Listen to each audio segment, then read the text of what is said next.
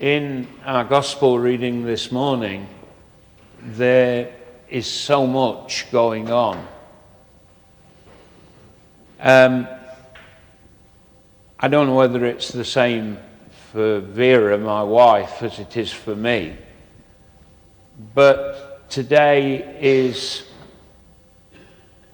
a trip down memory lane because we were both brought up and nurtured in the faith in the parish of St. Thomas the Apostle.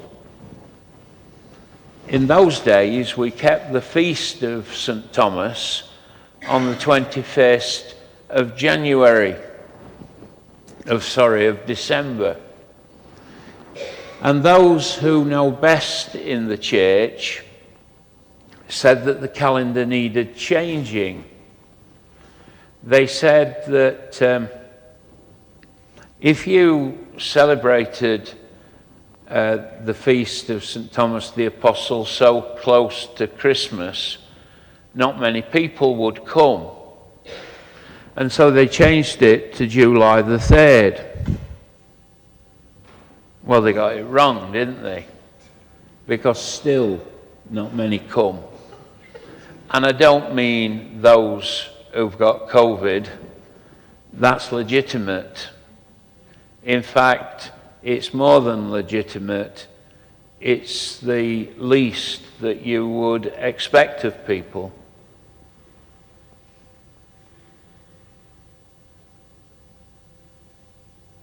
But in that gospel reading, so much is going on. First of all, the thing that jumps out from the page for me is that Thomas makes this great affirmation of faith, where he responds to the questioning of Jesus, "My Lord and my God."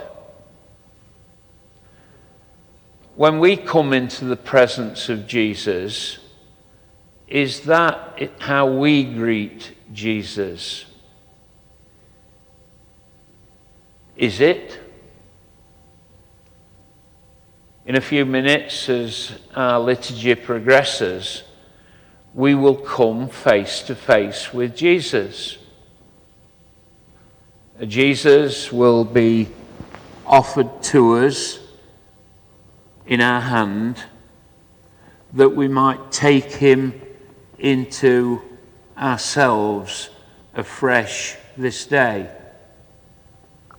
Yes, take him again, for we have taken him many times into our hearts and minds and souls in this blessed sacrament of Holy Communion.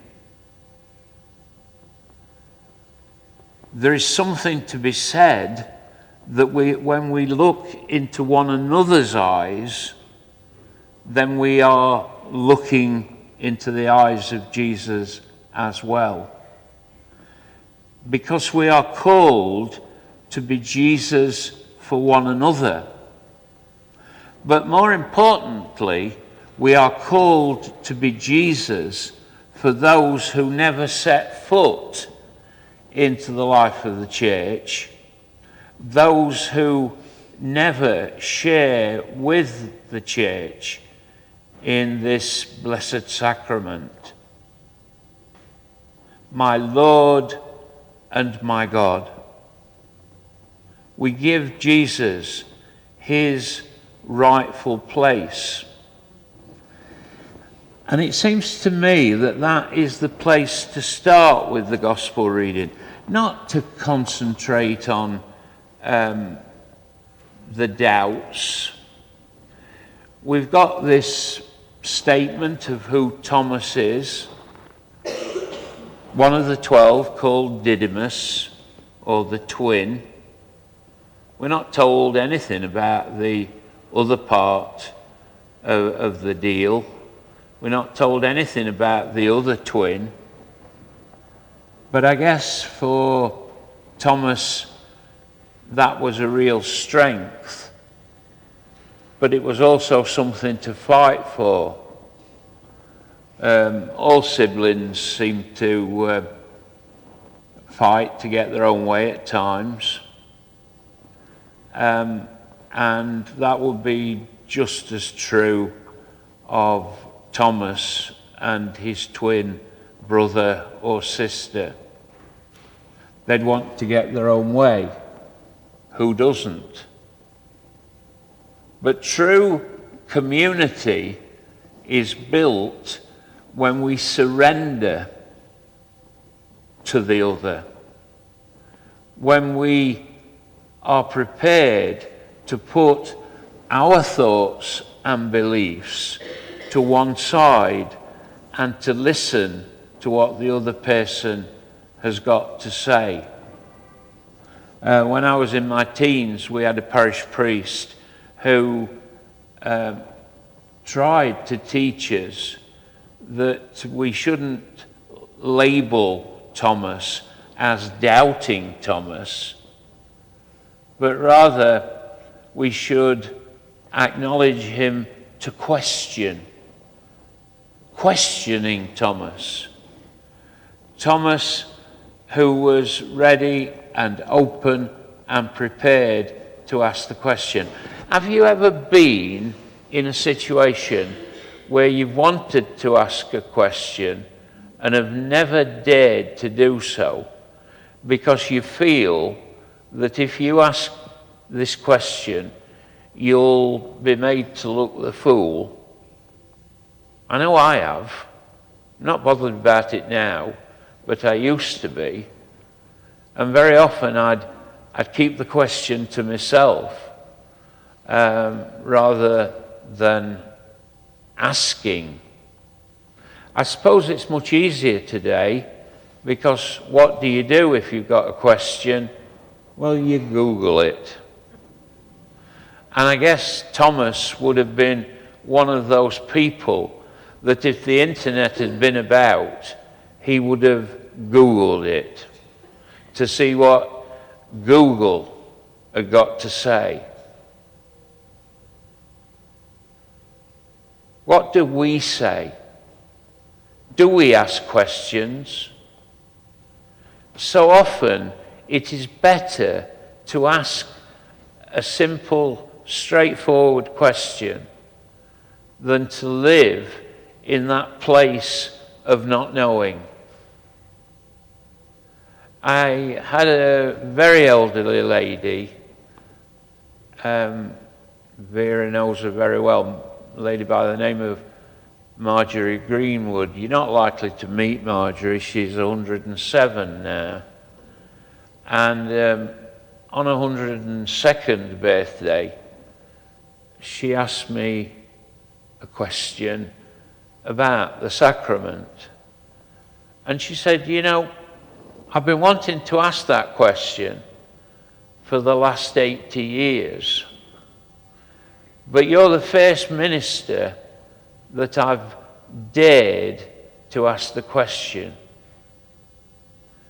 And I said, but why have you waited all this time, Marjorie?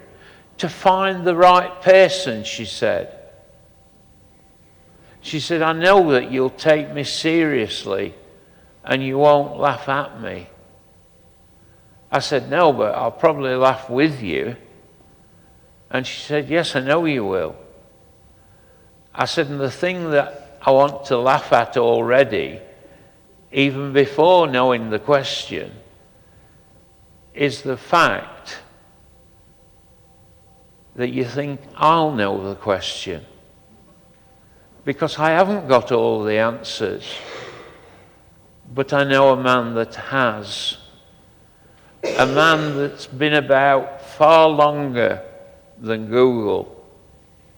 A man who is truly human, but at the same time is truly God.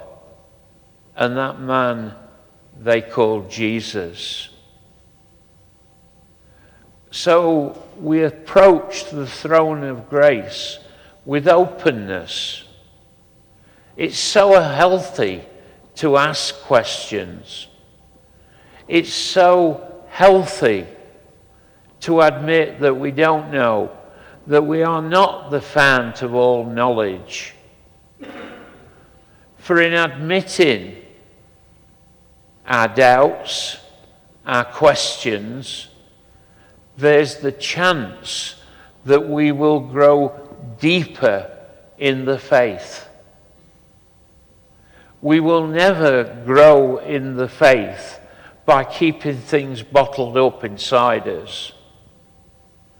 It's when we let the questions out, when we seek an answer, that we will grow.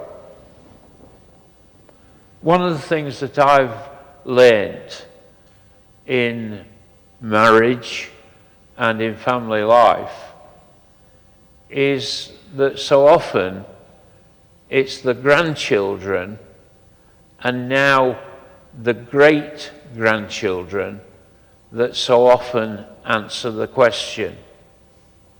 Not that I go up to them and say, can you solve this puzzle for me? But through the way they are, through the way they live, they answer the questions of life. We need to remember that each one of us has been given not just a set of questions, but also a set of answers.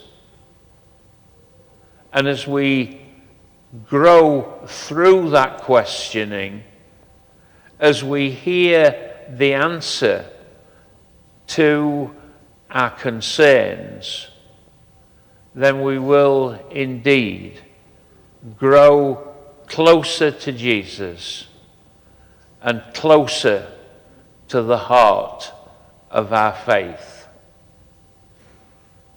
To you, one holy and eternal God, belongs the praise and worship of the people this day and every day. Amen.